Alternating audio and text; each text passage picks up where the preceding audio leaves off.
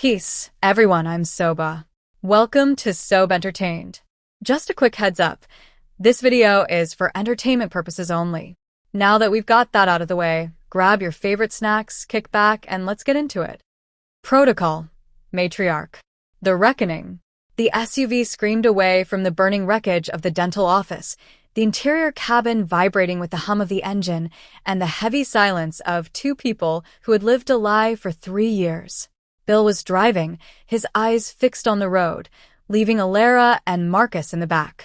Sarah had taken the secondary vehicle with Leo, heading for a prearranged cold site to keep the boy away from the immediate fallout. To anyone watching from a satellite, they were just 2 cars dispersing into the Ohio night. Elara didn't look like a mother anymore. Covered in soot, her mama bear shirt torn at the shoulder to reveal the faint, silver scar of a neural interface port, she looked like a weapon that had been unsheathed and forgotten. She stared out the tinted window at the passing cornfields, her hand resting on the data drive Jax had managed to pull before the core blew. "He's safe, Elara," Marcus said softly, his voice cracking. "Sarah is a ghost. She'll have Leo at the extraction point before the agency can even recalibrate."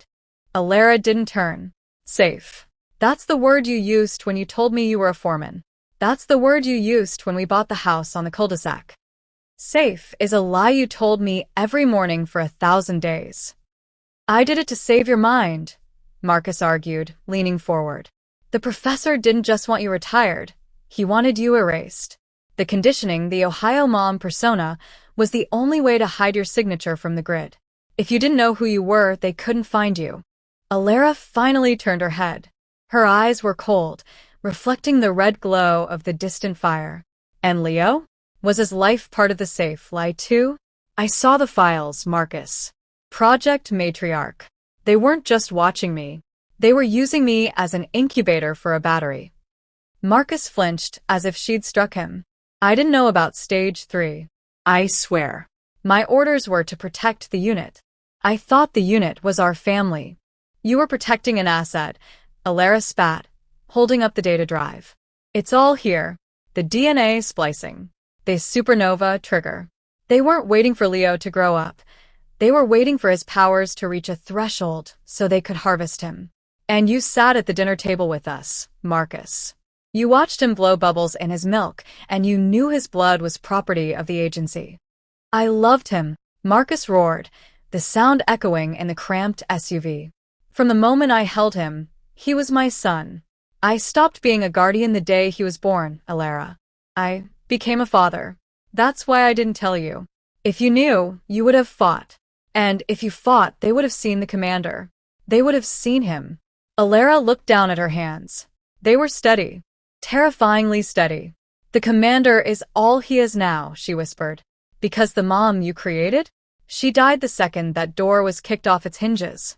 If Leo is a battery, then I'm the circuit breaker. We aren't going to the extraction point, Bill." Bill glanced in the rearview mirror, his brow furrowed. "Then where to, boss?" Elara looked at Marcus, her expression unreadable. "Vane thinks he's playing a game of chess. He thinks he can sacrifice the king to keep the peace. He's wrong. We're going to the one place he'd never expect us to go." "Where?" Marcus asked, a dawning horror on his face. "Back to the beginning," Elara said. "We're going to the Aegis crash site. If my memories are coming back, I need the rest of them. All of them. Even the ones involving you." The big box breach. The setting, morning. The next day, the Target superstore in a neighboring county felt like a different planet. The fluorescent lights hummed with a cheerful, artificial energy that grated against Elara's raw nerves. The squad had traded tactical vests for denim and cotton. Elara wore an oversized hoodie and a baseball cap pulled low, her eyes constantly scanning the shoppers for a gait that was too steady or a jacket that hit a holster. Marcus followed closely, wearing a nondescript flannel shirt, his hand never straying far from the diaper bag, which now carried a suppressed subcompact tucked beneath the organic fruit snacks. Bill and Jax were a few aisles over, posing as brothers arguing over which brand of motor oil to buy, while Sarah walked 10 paces behind Elara, pushing the stroller. The supplies, water, bandages, high-calorie bars, and a portable stove, Elara murmured, tossing items into the cart with mechanical efficiency. We need to look like a family prepping for a camping trip. Nothing that screams insurgent cell. Elara, Marcus whispered, leaning over a display of sleeping bags. You haven't slept. You're vibrating. I'll sleep when the kid isn't a walking homing beacon, she snapped, then caught herself. She looked at Leo. He was gumming a teething ring, his eyes tracking a nearby ceiling fan with a focus that wasn't quite toddler-like. The tail a man in a gray Ohio State sweatshirt was looking at the cereal. He'd been looking at the cereal for 3 minutes. He hadn't picked a box. Gray hoodie, aisle 4, Elara said into her collar, her voice barely a breath. He's got a comm earpiece disguised as a hearing aid. I see him, Sarah's voice crackled in Elara's ear. And his partner by the pharmacy. They aren't agency. They're mercenaries. Vane must have outsourced the local sweep. Don't engage here, Elara ordered. Too many civilians. We head for the garden center exit. It's a straight shot to the SUV. The manifestation they moved. But as they neared the sliding glass doors of the garden center, the man in the gray hoodie abandoned the cereal aisle and began a fast walk toward them. He reached into his waistband. Move! Marcus shoved Elara toward the exit. The mercenary pulled a stun baton, the blue electricity crackling. But he never reached them. Leo, startled by the sudden movement and the aggressive hum of the baton, let out a sharp, frustrated cry. He reached out his small hand toward the mercenary. The air in the garden center suddenly turned heavy, the scent of petunias replaced by the sharp tang of ozone. A ripple of golden light, like a heat haze, distorted the air around the stroller. Crack boom. It wasn't an explosion of fire, but of kinetic force. The mercenary was lifted off his feet as if struck by a phantom freight train, launched backward through a display of ceramic planters. The heavy pots shattered into 1,000 pieces, pinning him against a brick pillar. The sliding glass doors didn't just open, they shattered outward. The glass beads rained like diamonds. The escape go, go, go. Bill shouted, appearing from the side with his truck keys in hand. Civilian screams filled the store as the squad sprinted through the wreckage. Elara grabbed the stroller, lifting it over the debris with a strength that made her hoodie sleeves tighten. As they reached the SUV, Leo was giggling. He clapped his hands and tiny, golden sparks danced between his fingers, sparks that caused the car's alarm to chirp and the nearby streetlights to flicker and die. He's getting stronger, Jax gasped, sliding into the back with his tablet. The supernova threshold, he's hitting it. We don't have days anymore, Elara. We have hours. Elara buckled Leo into his seat, her hands finally shaking. She looked at her son, then at the smoking entrance of the store. He's not a battery, she whispered, her voice hardening. He's the storm. Bill, get us to the crash site. We're done hiding. The professor's wrath. The agency command hub, high orbit. Dr. Eris Vane stood in a room of cold glass and silence, though his eyes were fixed on a chaotic inferno. On the primary wall screen, a satellite feed rendered the burning ruins of the Ohio safe house in high-contrast thermal imaging. The blue-white core of the explosion was still cooling, a glowing scar on the dark map of the Midwestern suburbs. Incompetence, Vane whispered, his voice as sharp as a scalpel. He didn't turn around when the heavy blast doors to his office hissed open. I gave you a sleeping goddess and a child. You gave me a bonfire. The two mercenaries who burst in didn't look like the polished agency predators from the day before.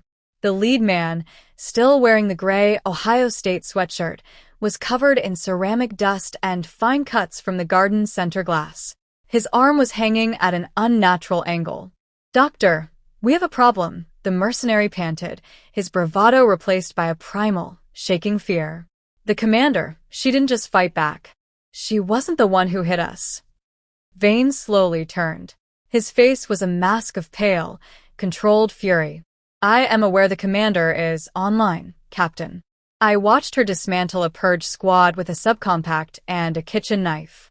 No. The mercenary shook his head, his eyes wide. It was the asset. The boy. He cried out, and the air just broke. He hit my lead man with a kinetic wave that shouldn't be possible for a biological entity that small. He didn't just push us, Doctor. He distorted the local gravity. The scanners on my suit spiked into the red and then fried. Vane's expression shifted instantly. The fury didn't vanish, but it was joined by a predatory fascination.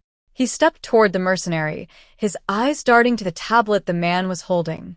A kinetic spike?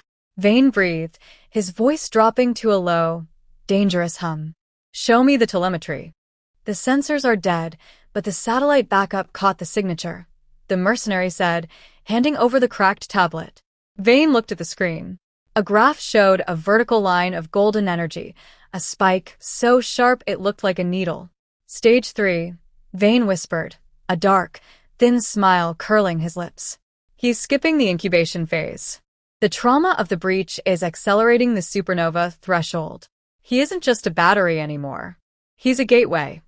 Suddenly, Vane's smile vanished, and he backhanded the mercenary with a strength that sent the man reeling. You let them escape, Vane roared, the silence of the room shattering. If that child peeks before he is in a containment cradle, he won't just power a jump gate, he'll tear a hole in the planetary crust. And you let the commander take him toward the Aegis crash site.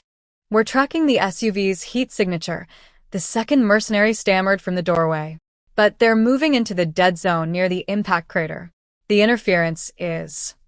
I don't care about interference, Vane screamed, slamming his fist onto the glass desk. Authorize the orbital lance. If we can't capture the asset in the next hour, I want the entire sector leveled.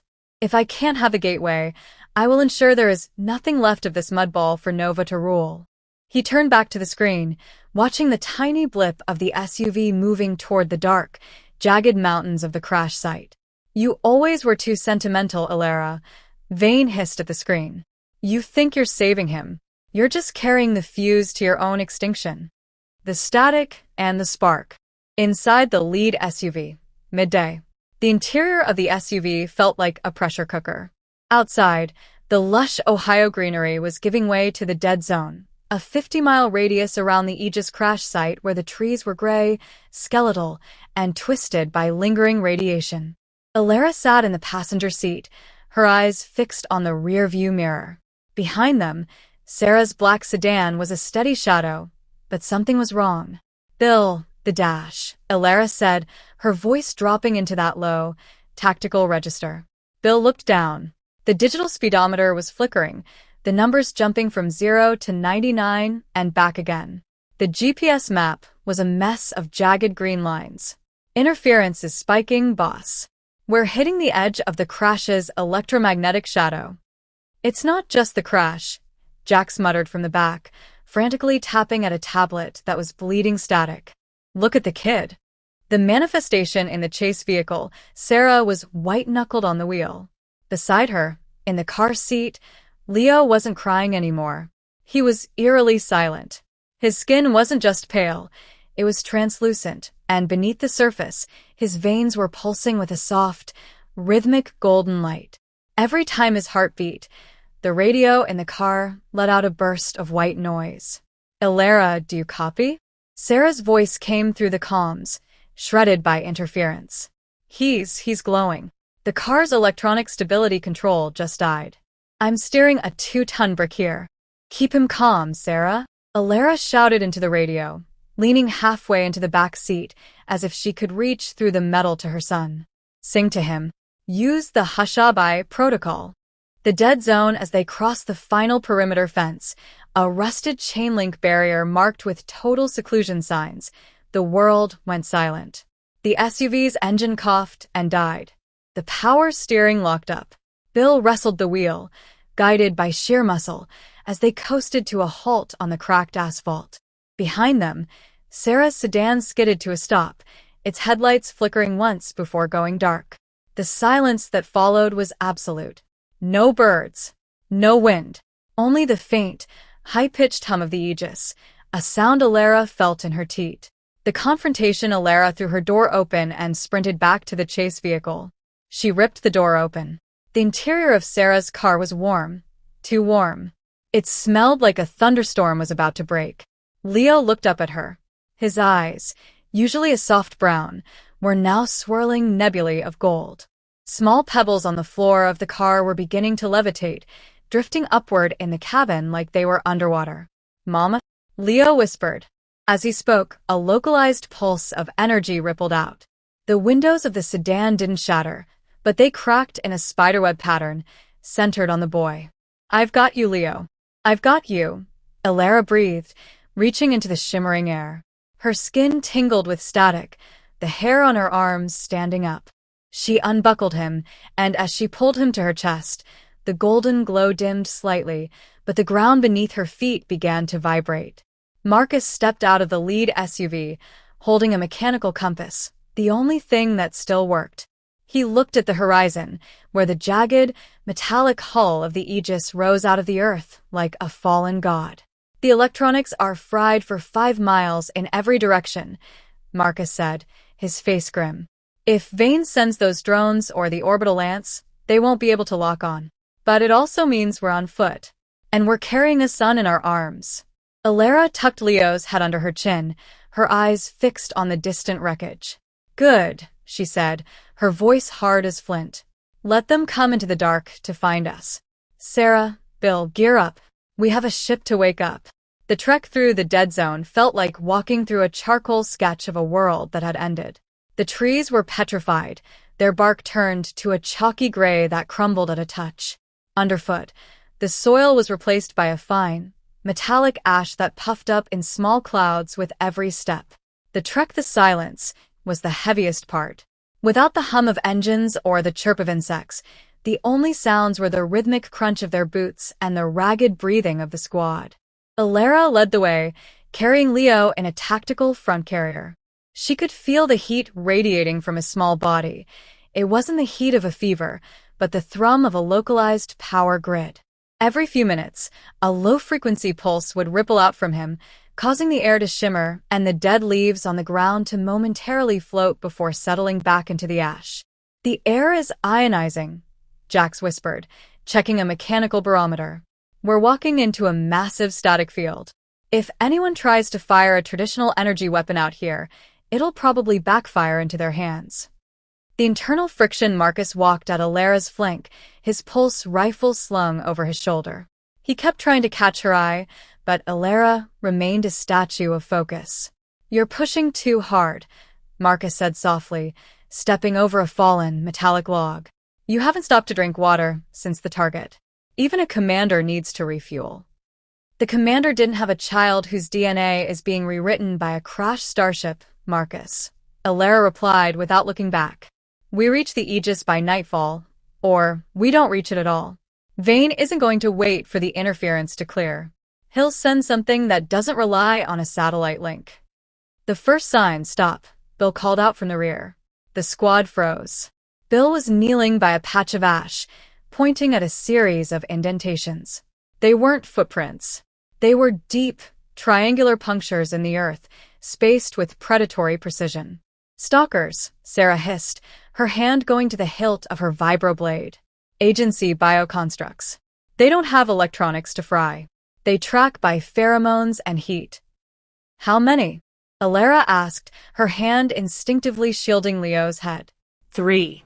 "Maybe 4, Bill replied, rising slowly. "They're circling us. They've been pacing us since the perimeter fence." The shadow in the gray, as if on cue, a low, guttural click echoed from the canopy of the skeletal trees.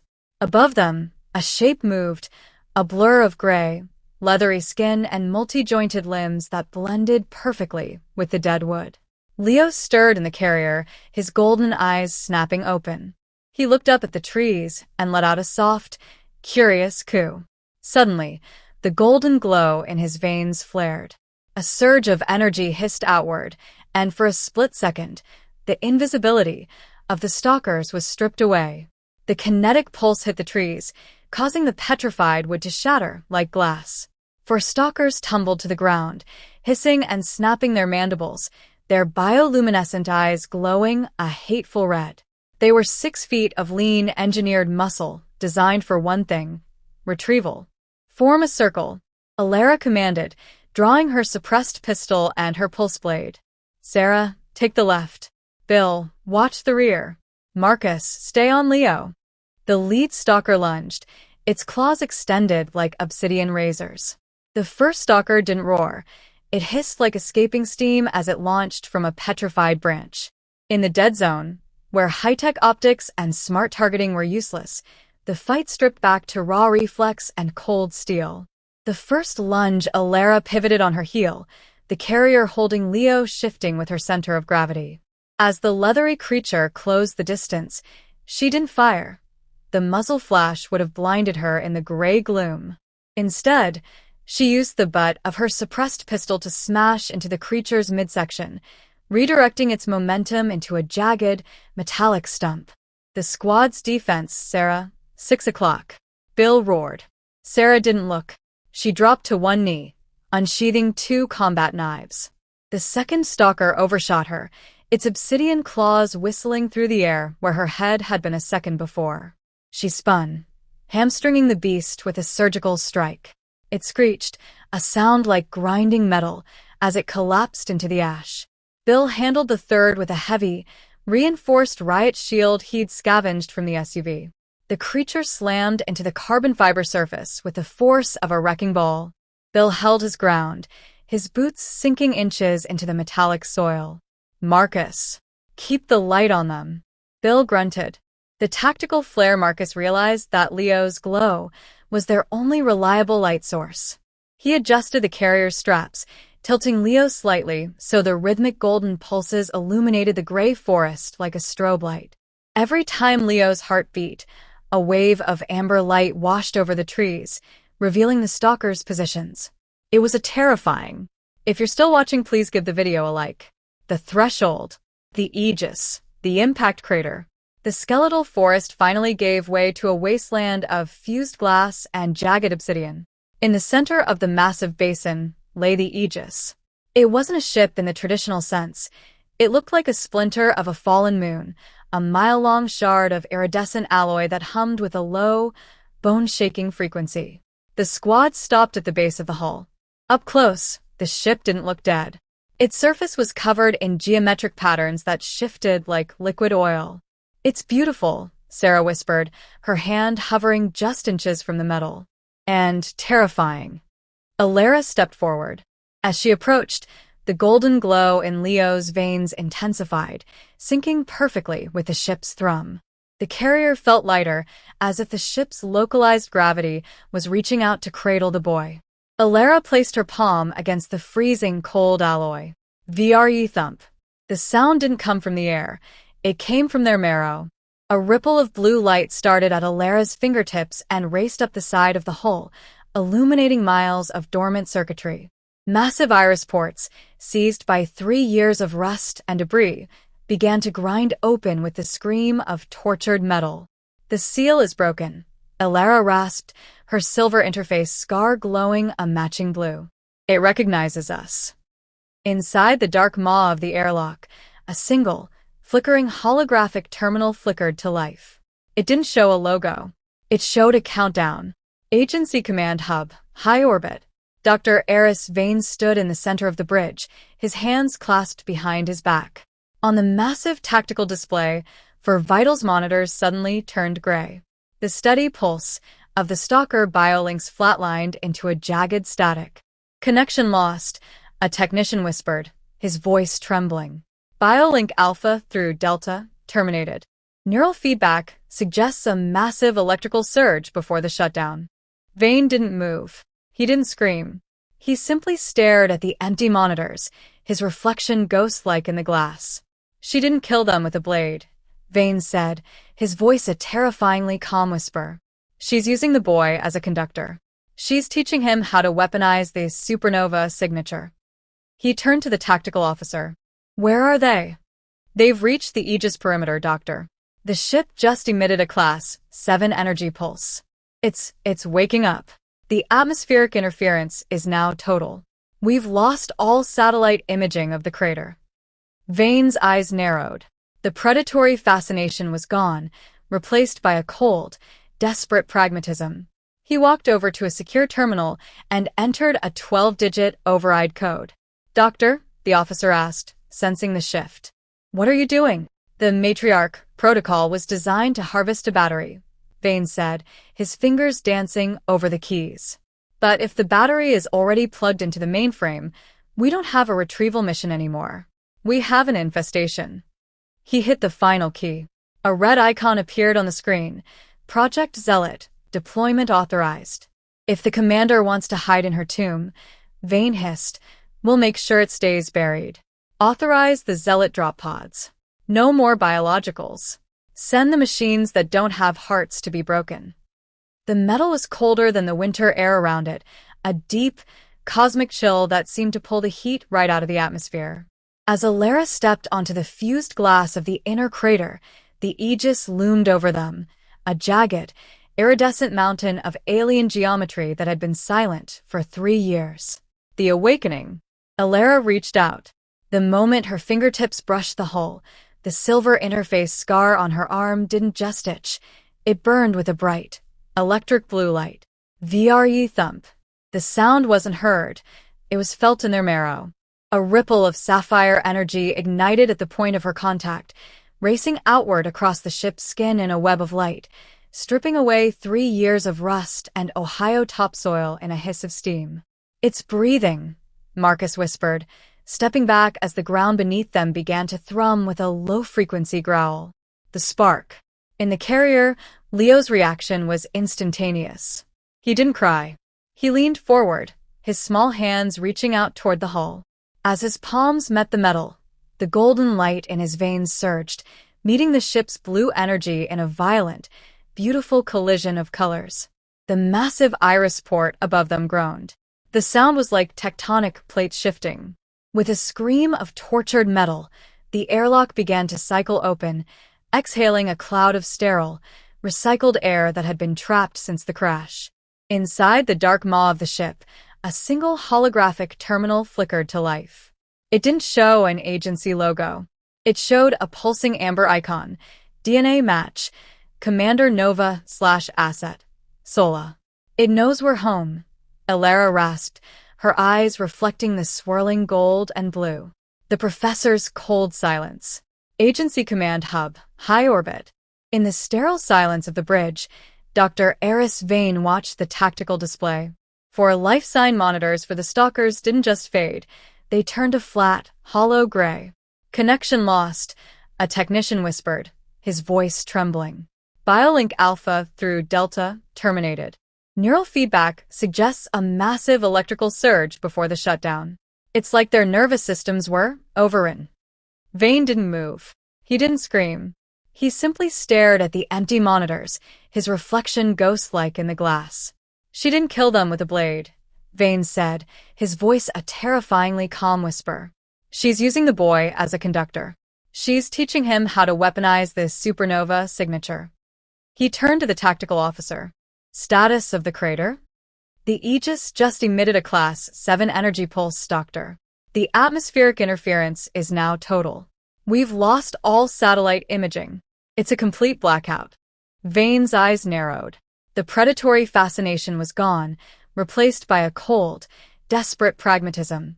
He walked over to a secure terminal and entered a 12-digit override code. Doctor, the officer asked, sensing the shift. What are you doing? The Matriarch protocol was designed to harvest a battery, Vane said, his fingers dancing over the keys. But if the battery is already plugged into the mainframe, we don't have a retrieval mission anymore. We have an infestation. He hit the final key. A red icon appeared on the screen. Project Zealot, deployment authorized. If the commander wants to hide in her tomb, Vane hissed, we'll make sure it stays buried. Authorize the Zealot drop pods. No more biologicals. Send the machines that don't have. We will end our story here for today.